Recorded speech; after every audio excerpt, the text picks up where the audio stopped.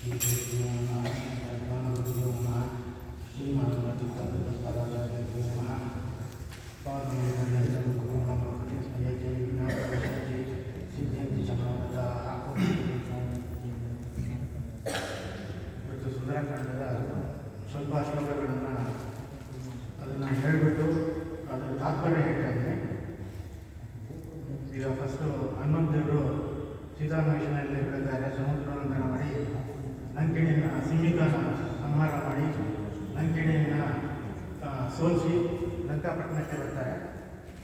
ಅದು ನೆಕ್ಸ್ಟ್ ಶ್ಲೋಕದಿಂದ ಹೇಳ್ತಾ ಇದ್ದೀಗ. ಮಾರ್ಗಮಾಣೋ ಬಹಿಷ್ಠಾಂಸಃ ದುಷೇತವನುಗಾತಲೆ ದದಶ ಶಿಂಶುಪಾ ವೃಕ್ಷಾನುರಮಾಕೃತಿ. ಇದರ ತಾತ್ಪರ್ಯ ಏನಪ್ಪ ಅಂತ ಹೇಳಿದ್ರೆ, ಹನುಮಂತೇವರು ಲಂಕಾಪಟ್ಟಣಕ್ಕೆ ಬಂದ್ಬಿಟ್ಟು ಅರಮನೆ ಕೆಳಗಡೆ ಎಲ್ಲ ಸೀತಾಕೃತಿನ ಹುಡುಕ್ತಾ ಹೊರಡ್ತಾರೆ. ಅವಾಗ ಹನುಮಂತೇವರಿಗೆ ಅಶೋಕವನದಲ್ಲಿ ಅಪಾವೃಕ್ಷದ ಕೆಳಗಡೆ ಸೀತಾಕೃತಿನ ಕಾಣಿಸ್ತಾರೆ, ನೋಡ್ತಾರೆ. ಇದರ ಅರ್ಥ ಏನಪ್ಪ ಅಂತ ಹೇಳಿದ್ರೆ, ಇನ್ನೂ ಅಭಿಪ್ರಾಯ ಏನು ಅಂತ ಹೇಳಿದ್ರೆ, ಈ ಶ್ರೀರಾಮಚಂದ್ರ ದೇವರು ಅವ್ರ ಮನುಷ್ಯರನ್ನು ಅನುಸರಿಸ್ತಾರೆ, ತನ್ನ ಅವತಾರ ಕಾರ್ಯವನ್ನು ಪೂರೈಸುವ ಸಂಕಲ್ಪವನ್ನು ಹೊಂದಿದ್ದರು. ಸೊ ಅವರ ಭಾವನೆಯನ್ನು ಹನುಮಂತೇವರು ಅರ್ಥ ಮಾಡ್ಕೊಂಡಿದ್ರು. ಅದೇ ಥರವಾಗಿ ಅವರು ಸಹ ಸಾಮಾನ್ಯ ಮನುಷ್ಯರಂತೆ ಯೋಚಿಸಿದರು. ಅಂದರೆ ಅವರಿಗೆಲ್ಲ ಗೊತ್ತಿತ್ತು ಸೀತೆ ಎಲ್ಲಿದ್ದಾರೆ, ಎಲ್ಲಿ ಸೀತಾಕೃತಿ ಯಾವ